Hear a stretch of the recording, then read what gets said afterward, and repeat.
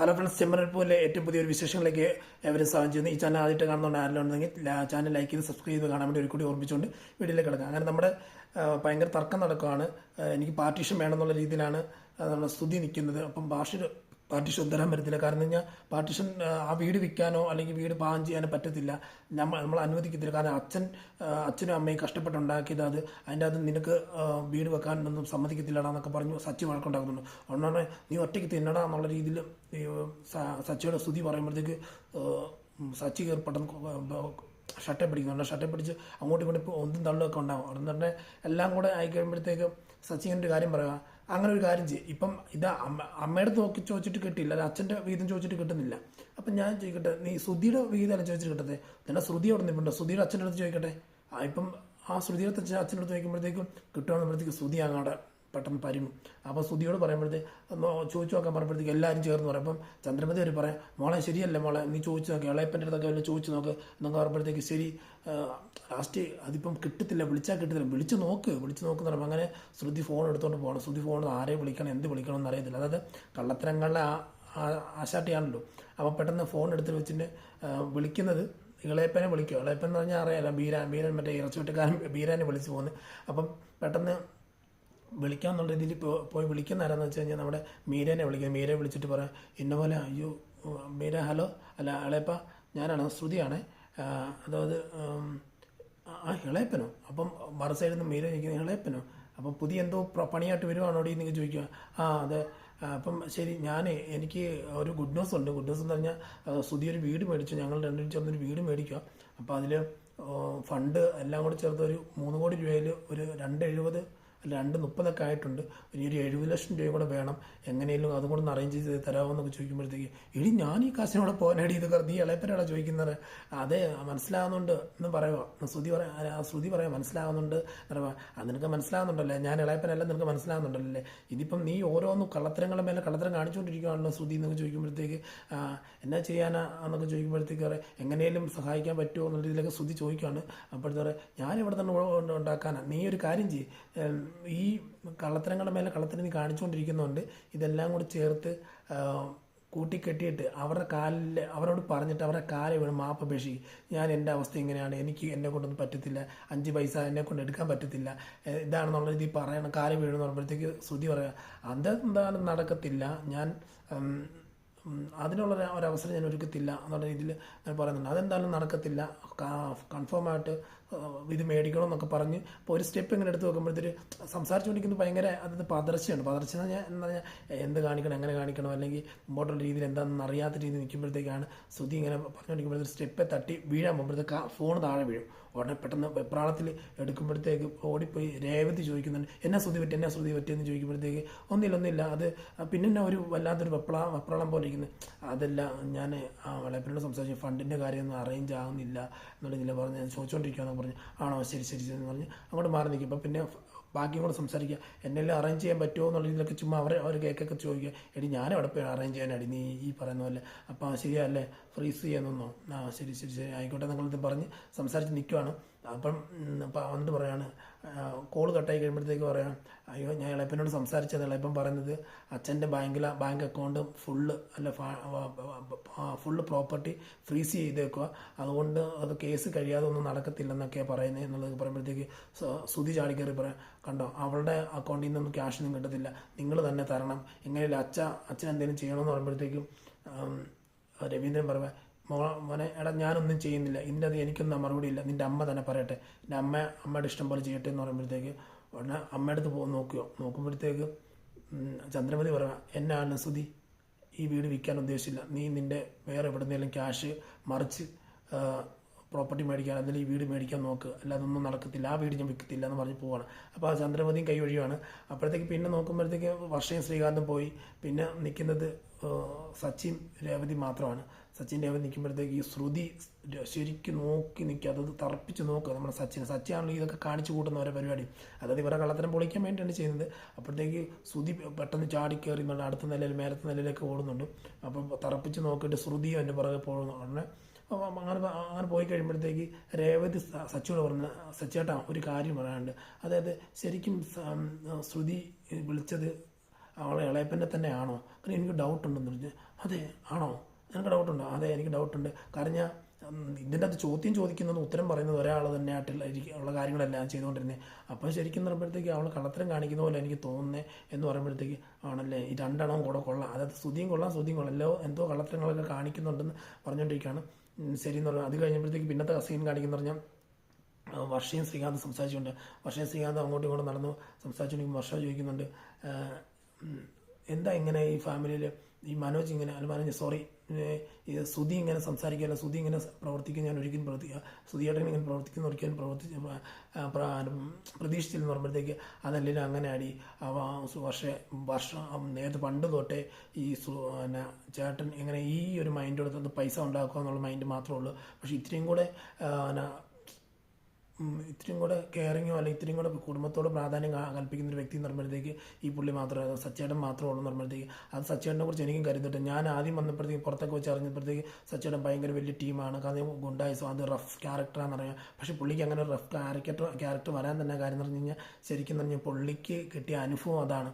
അതായത് പുള്ളിക്ക് പഠിത്തമില്ലാത്തതുകൊണ്ട് അതുകൊണ്ട് മാത്രം. പക്ഷെ പുള്ളി എല്ലാ കാര്യവും നോക്കിയും കണ്ണും ചെയ്ത് പോയിക്കൊണ്ടിരിക്കുന്നുണ്ട്. പുള്ളി ഇപ്പം തന്നെ കാശ് ഭയങ്കര ഹാർഡ് വയ്ക്കുന്നുണ്ട്. ശ്രീകാന്ത് പറയാം സീരീസിൽ സച്ചിനെ കണ്ട് ഓരോ കാറുകളായിട്ട് മേടിച്ചുകൊണ്ടിരിക്കുന്നു. മാത്രമല്ല ശരിക്കും അവർ ഹാർഡ് വർക്ക് ചെയ്യുന്നുണ്ട്. പണ്ടത്തെ പോലെയല്ല, നമ്മുടെ രേവതി ചേച്ചിയും കൂടെ ചേർന്ന് ചേട്ടത്തിയും കൂടെ ചേർന്ന് ഒരു ഹാർഡ് വർക്ക് ചെയ്യുന്നതുകൊണ്ട് മാത്രമാണ് അവരുടെ ജീവിതത്തിൽ ഭയങ്കര ഒരു ഐശ്വര്യം ഉണ്ടാകുന്നത്. അവർ രണ്ടുപേരും ഒരുപോലെ പോകാനുള്ള കാരണം അതാണ്, അല്ലാതെ വേറൊരു കാരണമില്ല. അവർ രണ്ടുപേരും ഒരുമിച്ച് ഇപ്പം ചേട്ടത്തി മാറ്റിയെടുത്തുകൊണ്ടാണ് ഇപ്പോൾ അവർക്ക് നല്ല സമ്പാദിക്കാൻ, പണ്ടത്തെ കൂടിയും വലിയും അതുപോലെയുള്ള സംഭവങ്ങളെല്ലാം ഉണ്ടായിരുന്നു, അതെല്ലാം മാറി ഇപ്പം സച്ചേട്ടൻ നല്ല രീതിയിൽ ജീവിക്കാൻ തന്നെ കാര്യം ചേച്ചിയാന്ന് പറയുന്നത്. അതുപോലെ വർഷ പറയുന്നുണ്ട്. അപ്പം ഈ സുധിയേട്ടൻ്റെ കാര്യം തന്നെ, സുധിയേട്ടൻ്റെ കാര്യം ഒന്നും പറയേണ്ട കാര്യമില്ല. സുധി ചേച്ചി ക്യാഷ് കൊടുത്തില്ല എന്നുണ്ടെങ്കിൽ, ക്യാഷ് കൊടുത്ത് സഹായിച്ചില്ലായിരുന്നെ ഇന്നും പഠിത്തം ഉണ്ടെന്ന് മാത്രമല്ല, അല്ലാതെ ഒരു രീതിയിലും ഉയർന്നു വരുന്ന രീതിയിലുള്ളൊരു നടപടിയൊന്നും കാണുന്നില്ല. ആൾ പിന്നെ അവിടെ തന്നെ കിടന്നേനെ. എന്തോ ഭാഗ്യം ശ്രുതി കാശ് കൊടുത്തുകൊണ്ട് മാത്രമാണെന്നൊക്കെ പറഞ്ഞ് നിൽക്കുന്നുണ്ട്. അപ്പോൾ അങ്ങോട്ട് പെട്ടെന്ന് ശ്രുതിയും കൂടി വരുന്നുണ്ട്. അപ്പോഴത്തേക്ക് ചോദിക്കുന്നുണ്ട്, വർഷ ചോദിക്കുന്നുണ്ട്, അവർ അല്ല ശ്രീകാന്ത് ചോദിക്കുന്നത് നമ്മൾ പറഞ്ഞില്ല കേട്ടോ എന്ന് ചോദിക്കുമ്പോഴത്തേക്ക് കേട്ടില്ല, എൻ്റെ ഒരു ഫ്രീക്വൻസി അതിൻ്റെ ഒരു ഇതിനനുസരിച്ച് കേൾക്കാൻ ചാൻസ് വളരെ കുറവാണ്. അപ്പോൾ ഒന്ന് ചോദിക്കുന്നു, എടാ ശ്രീകാന്ത് നീ ഇവിടുത്തെ കാര്യങ്ങളെല്ലാം അറിഞ്ഞല്ലോ, അപ്പോൾ ഒരു കാര്യം ചെയ്യും, നീ എന്നെ ഒന്ന് സഹായിക്കാവോ എന്ന് ചോദിക്കുക. എന്നെ സഹായിക്കുക, എനിക്ക് മനസ്സിലായെന്ന് പറയുമ്പോഴത്തേക്ക് എന്നെ നീ ഒന്ന് സഹായിക്കണം, എനിക്ക് നീ ഇപ്പോൾ ഇത്ര ഫണ്ട് തരാൻ പറ്റുന്നത്.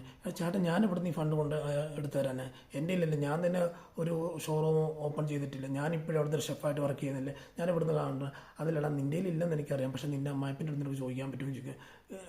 ചേട്ടൻ എന്തേ പറയുന്നത്, ഞാൻ ആരോട് ചോദിക്കാൻ, എൻ്റെ അമ്മായിപ്പനോടോ? കാരണം ഞാൻ ഒരു കാര്യത്തിലും ആരോടും സംസാരിക്കാനോ പ്രവർത്തിക്കാനോ ഒരിക്കലും നിൽക്കത്തില്ല, ഞാൻ ചോദിക്കത്തില്ല പറയത്തില്ല. കാരണം അങ്ങനെ അമ്മായിപ്പൻ്റെ അടുത്ത് പോയി ഞാൻ കൈകണം രക്ഷിക്കുന്ന ഒരു സിറ്റുവേഷൻ എൻ്റെ ജീവിതത്തിൽ ഉണ്ടായിട്ടില്ല, ഞാൻ ഉണ്ടാക്കത്തുമില്ല. ആ രീതിയിൽ ഞാൻ എൻ്റെ ഹോണസ്റ്റായിട്ട് ഞാൻ നിൽക്കത്തുള്ളൂ, എല്ലാ രീതിയിലും മുമ്പോട്ട് പോകുന്നത് അങ്ങനെ ഒരു സിറ്റുവേഷൻ മാത്രമേ നിൽക്കത്തുള്ളൂ എന്ന് പറയണം. അപ്പോഴത്തേക്കും ശ്രുതി പറയണ, എടാ എങ്ങനെയെങ്കിലും ചോദിക്കടാ, നിനക്കറിയാലോ ഇവിടുത്തെ അവസ്ഥയിൽ ഈ വീട് വിൽക്കണം എന്നുണ്ടെങ്കിൽ അല്ലെങ്കിൽ ഈ വീട് മേടിക്കണം എന്നുണ്ടെങ്കിൽ ഇത്ര ലക്ഷം രൂപയാണ്, 7 ലക്ഷം രൂപ, അല്ലെങ്കിൽ ആ കൊടുത്ത പൈസ പോലും നഷ്ടപ്പെട്ടു പോകും, എനിക്ക് വേണ്ടി ചോദിക്കുന്നതിലേക്ക് ചേട്ടാ ഞാൻ എൻ്റെ കാര്യത്തിന് വേണ്ടി പോലും ചോദിക്കത്തില്ല. കാരണം എൻ്റെ അതിന് ഇവളുടെ അമ്മ ഒരു പ്രാവശ്യം ഒരു ബ്ലാങ്ക് ചെക്ക് എഴുതി തന്നിട്ട് നീ ഇഷ്ടം എത്ര വേണമെങ്കിലും ക്യാഷ് എടുത്തോ, ആ ക്യാഷ് എല്ലാം കൊണ്ടുപോയി എന്നിട്ട് ഷോറൂം തുടങ്ങിക്കോണമെന്നൊക്കെ പറഞ്ഞപ്പോഴത്തേക്ക് ഞാൻ അതിന് പോലും ഞാൻ ഇവിടെ വന്ന് ഇവരോട് ചോദിച്ചു എന്താ ചെയ്യുന്നതെന്ന് പറഞ്ഞപ്പോഴത്തേക്ക് അണ്ണാ വർഷം പറയാം ശരിയാ, അതിന് പോലും എൻ്റെ അടുത്ത് വഴക്കുണ്ടാക്കിയിട്ടിരിക്കുക ശ്രീകാന്ത്. അപ്പം ഞങ്ങൾ അങ്ങ് ആ രീതിയിലൊന്നും ആരോടും ക്യാഷ് മേടിക്കാൻ ഉദ്ദേശിക്കത്തില്ലെന്ന് പറയും. ഉടനെ നിൻ്റെ മാത്രമേ നിനക്ക് പാർട്ടീഷനൊക്കെ ഉണ്ടല്ലോ എന്ന് ശ്രുതി ചോദിക്കുമ്പോഴത്തേക്ക് എൻ്റെ പാർട്ടീഷനോ, അതായത് എനിക്ക് പഠിക്കാനുള്ള വിദ്യാഭ്യാസവും കാര്യങ്ങളെല്ലാം അവർ തന്നു, പിന്നെ അവർ തരുന്ന പാർട്ടീഷനൊന്നും എനിക്ക് ചോദിക്കാനുള്ള അവകാശമേ ഇല്ല. എൻ്റെ ഒരു കൺസെപ്റ്റ് അങ്ങനെയാണ്. കാരണം അവർ പിന്നീട് അവരുടെ ഇഷ്ടത്തിനനുസരിച്ച് തരുവാണെങ്കിൽ ഞാൻ മേടിക്കും, ഇല്ലാന്നുണ്ടെങ്കിൽ ഞാൻ എൻ്റേതായിട്ടുള്ള ഞാൻ സ്വന്തമായിട്ട് ഏൺ ചെയ്യുന്നതായിട്ടുള്ള സമ്പാദ്യം കൊണ്ട് അങ്ങോട്ട് മുമ്പോട്ട് പോകാൻ തന്നെ താല്പര്യപ്പെടുന്നു, അല്ലാതെ യാതൊരു രീതിയിലും ഒരാളെ ആശ്രയിച്ച് ജീവിക്കാൻ ആഗ്രഹിക്കത്തില്ല എന്നിങ്ങനെ പറഞ്ഞുകൊണ്ടിരിക്കുകയാണ്. അപ്പോഴത്തേക്ക് തന്നെ ശ്രുതി പറയുക, എന്തെങ്കിലും എനിക്ക് വേണ്ടി ചെന്ന് ഞാൻ ആർക്ക് വേണ്ടി ചോദിക്കാനില്ല, എൻ്റെ ഹോണസ്റ്റായിട്ട് ഞാൻ ജീവിക്കാൻ ആഗ്രഹിക്കുന്നു, അതിനനുസരിച്ച് ഞാൻ ജീവിക്കത്തുള്ളൂ എന്ന് പറയുന്നുണ്ട്. അപ്പോഴത്തേക്ക് പറഞ്ഞു ഹോണസ്റ്റായിട്ട് ജീവിക്കത്തുള്ളൂ, നീയൊക്കെ ജീവിച്ചോളാം, ആരും എന്നെ സഹായിക്കാനില്ലോ എന്ന് പറഞ്ഞ് അകത്തോട്ട് കയറി വന്നിട്ട് അപ്പം എന്നിട്ട് അതിൻ്റെ ഇടയ്ക്ക് ഒരു കാര്യം കൂടി ചോദിക്കുന്നുണ്ട്, ചേട്ടാ ഇപ്പം സച്ചിയായിട്ട് എൻ്റെ കൂടെ നിന്നിട്ട് പണ്ട് തൊട്ട് നീ എന്തേലും എന്നെ ഒന്ന് സഹായിച്ചിട്ടുണ്ടോ എന്ന് ചോദിക്കുക. എന്തേലും ഒന്ന് സഹായിച്ചിട്ടുണ്ട്? ഇല്ല. എന്തേലും എന്ത് സഹായിച്ചു നീ ഉദ്ദേശിക്കുന്നത്? ഒരു ഷർട്ട് മേടിച്ചിട്ടുണ്ട്, എനിക്കൊരു ഇടാനൊരു ഷർട്ട് മേടിച്ചിട്ടുണ്ടോ? സച്ചിയായിട്ടും പണ്ട് എനിക്ക് പഠിക്കുന്ന ആ സമയത്ത് എനിക്ക് പൈസ തന്നിട്ടുണ്ട്. അന്ന് നിൻ്റെ പൈസയൊക്കെ ഉണ്ട്, പക്ഷെ എന്നെ ഒന്നും സഹായിക്കത്തില്ല. അതുകൊണ്ടാണ് ഞാൻ ആകുന്ന സമയത്ത് തരാം. ഇപ്പോഴും പറഞ്ഞ ആകുന്ന സമയത്ത് തരാമെന്നാണ് പറയുന്നത്. കാരണം ഞാൻ പിന്നീട് തരാമെന്നാണ് പറയുന്നത്. പക്ഷെ അല്ലാതും നമ്മളെ സഹായിക്കാനൊന്നും നിങ്ങൾ ഇറങ്ങി തിരിച്ചിട്ടില്ല എന്നുള്ള രീതി പറയുകയാണ്. ശരിയെന്ന് പറഞ്ഞിട്ട് പിന്നെ ദേഷ്യപ്പെട്ട് അകത്തോട്ടൊക്കെ പോകുന്ന സുധി അകത്ത് ചെന്നുമ്പോഴത്തേക്ക് ഇവനൊക്കെ ഒന്നും ആരെയും സഹായിക്കത്തില്ല. കാരണം അവനൊന്നും ചോദിച്ചു കഴിഞ്ഞാൽ കിട്ടാനുള്ള ക്യാഷുള്ളൂ. അവന് ചോദിച്ചിരുന്നെങ്കിൽ എൻ്റെ ഫണ്ട് എനിക്ക് അല്ലെങ്കിൽ ഈ വീട് എനിക്ക് മേടിച്ചെടുക്കത്തില്ല എന്ന് പറഞ്ഞത് സുധി പിന്നെ എരിവ് കയറ്റുക. സുധി നമ്മളല്ലേലും ഈ വീട്ടിൽ ഇത്രയും വലിയ വീട് മേടിക്കുന്നൊന്നും ആരും കണക്കാക്കുന്നില്ല. ഈ വീട് മേടിക്കുകയാണെങ്കിൽ എല്ലാവർക്കും ഇവിടെ വന്ന് താമസിക്കത്തില്ലേ? ഈ വീട് മേടിക്കുകയാണെങ്കിൽ കൂടുതൽ എല്ലാവർക്കും വന്ന് സൗകര്യത്തോടെ താമസിക്കത്തില്ല എന്നൊക്കെ ചോദിക്കുമ്പോഴത്തേക്ക് പറയാം അതല്ലെങ്കിൽ നമ്മൾ ഈ മേടിക്കുന്ന എല്ലാവർക്കും അസൂയാന്ന് പറയുമ്പോഴത്തേക്ക് പറയാം സുധി പറയുക അതിൽ അസൂയ, എല്ലാവർക്കും അസൂയ. നമ്മൾ ഈ ആരോടും കാശ് മേടിക്കേണ്ട. നമ്മൾ ഇനി അഭിലാഷ് മേനോൻ സാറുണ്ടല്ലോ, ആ സാറിനോട് സംസാരിച്ചിട്ട് നമുക്ക് ഇവിടുത്തെ ബിസിനസ് വർദ്ധിപ്പിച്ച് എല്ലാ സബ് ഡീലേഴ്സിനെ കൊണ്ട് കൂടുതൽ വിൽപ്പന നടത്തിയിട്ട് പൈസ ഉണ്ടാക്കി നമുക്ക് തന്നെ അടിക്കാം. ഒറ്റയിടത്തിൻ്റെ തോറ്റു കൊടുക്കത്തില്ല. എല്ലാവരുടെ മുമ്പേ ഞാൻ ക്യാഷ് ഉണ്ടാക്കി കാണിക്കും, എന്നിട്ട് ഈ വീട് ഞാൻ മേടിച്ചിരിക്കും എന്നുള്ള രീതിയിൽ സുധി പറയുന്നുണ്ട്. അത് കഴിയുമ്പോഴത്തേക്ക് അടുത്ത സീൻ കാണിക്കുമ്പോഴത്തേക്ക് നമ്മുടെ സച്ചിയും രേവതിയും സംസാരിച്ചുകൊണ്ടിരിക്കുക. അങ്ങോട്ട് പോകുമ്പോഴത്തേക്ക് പൂളിനടുത്ത് പോകുമ്പോഴത്തേക്ക് നല്ല തണുപ്പുണ്ടല്ലേ എന്ന് പറഞ്ഞാൽ വെള്ളത്തിന് നല്ല തണുപ്പ് കാണുമല്ലോ ചോദിച്ചാൽ അപ്പോൾ തണുപ്പ് കാണുമല്ലോ നോക്കാമെന്ന് പറഞ്ഞ് പെട്ടെന്ന് അങ്ങോട്ടും വെള്ളം കോരി ഒഴിക്കുകയാണ് സച്ചി രേവതിയുടെ ദേഹത്ത്. അപ്പോഴത്തേക്ക് രേവതി അത് കണ്ടിട്ട് അത് കൊള്ളാമല്ലോ, ഈ ഭയങ്കര തണുപ്പ് എന്താ ഏട്ടൻ കാണിച്ചതെന്നുള്ള ചോദിച്ചപ്പോഴത്തേക്ക് ഞാൻ ഒഴിക്കുമെന്ന് പറഞ്ഞാൽ അങ്ങോട്ടും വെള്ളം ഒഴിച്ചുകൊണ്ടിരിക്കുകയാണ്. അതുകൊണ്ട് സച്ചേട്ടാ എന്താ ഇങ്ങനെ എന്ന് പറയുമ്പോഴത്തേക്ക് ഈ വീട് വിൽക്കണമെന്നൊക്കെ അവർ പറഞ്ഞ് എന്താണ് നമുക്ക് വീടൊന്നും വിൽക്കേണ്ട, ഞാൻ ഇവിടെ ജീവനോടുള്ള കാലത്തോളം അച്ഛൻ്റെ ആ വീട് വിൽക്കാൻ ഞാൻ സമ്മതിക്കത്തില്ല എന്ന് പറയും. അപ്പം എന്താ ഇവരൊക്കെ ഇങ്ങനെ പ്രവർത്തിക്കുന്നു ചോദിക്കുമ്പോഴത്തേക്ക് എന്താ പ്രവർത്തിക്കാനാ, അവരൊക്കെ അങ്ങനെ മണി മൈൻഡഡാണ്. നിനക്ക് ഈ വീട് ഇഷ്ടപ്പെട്ടോ രേവതി ചോദിക്കുമ്പോൾ എനിക്ക് ഈ വീട് ഇഷ്ടപ്പെട്ടില്ല. നിനക്ക് ഇഷ്ടപ്പെട്ടില്ലേ? അതെന്നെ ഇഷ്ടപ്പെടാതെ. എനിക്ക് ഈ വീട് എന്ന് പറഞ്ഞാൽ വീടായിട്ടിരിക്കണം. അന്ന് വീടായിട്ടിരിക്കണം അതെന്താ നീ ഉദ്ദേശിക്കുന്നത്? വീടായിട്ടിരിക്കുന്നത് പറഞ്ഞു കഴിഞ്ഞാൽ ഒരു വീടാണെന്നുണ്ടെങ്കിൽ ആൾക്കാർ വസിക്കുന്ന അതിൻ്റെ അത് ജീവിക്കുന്ന ആൾക്കാർ അങ്ങോട്ടും ഇങ്ങോട്ടും സഹകരണത്തോടെയും അങ്ങനെയുള്ള അതൊക്കെ ഉണ്ടാകും. എന്നാലും വീടിൻ്റെ ഒരു സങ്കല്പം എന്താണെന്ന് എൻ്റെ ഉദ്ദേശിക്കുന്നത്, അതായത് ഒരു വീട് 4 കെട്ട് പോലൊരു വീട്, 4 കെട്ടൊന്നും അങ്ങനെ സംതിങ്, പിന്നെ ഒരു തുളസിത്തറ, പിന്നെ ഒരു തിണ്ണ, അങ്ങനെ മീൻസ് സിറ്റൗട്ടല്ലേ, അങ്ങനെയുള്ള സംഭവങ്ങൾ. ശരിയാ. അപ്പോൾ സച്ചി പറയാം ശരിയാ. കാരണം അതാകുമ്പോഴത്തേക്ക് നേരത്തേക്കാണ് ഈ തിണ്ണ പോലെ സംഭവം എന്ന് പറയുമ്പോൾ ആൾക്കാർ വന്ന് കയറി അയൽവാസികളൊക്കെ ആയിട്ട് വരുമ്പോഴത്തേക്ക് അവർ വന്ന് സംസാരിക്കാനും അവർക്ക് കയറി ജസ്റ്റ് ഒരു ആശ്വാസത്തിന് വേണ്ടി കയറി ഇരിക്കാനൊക്കെ ഉള്ളൊരു സ്ഥലങ്ങളൊക്കെ ആയിരുന്നു. അതിനുവേണ്ടി പണ്ടത്തെ ആൾക്കാർ അങ്ങനെയുള്ളൊരു സംഭവമൊക്കെ ചെയ്തു വെച്ചത്. പക്ഷേ ഇപ്പോഴത്തെ ആൾക്കാർക്ക് അതൊന്നും വേണ്ട.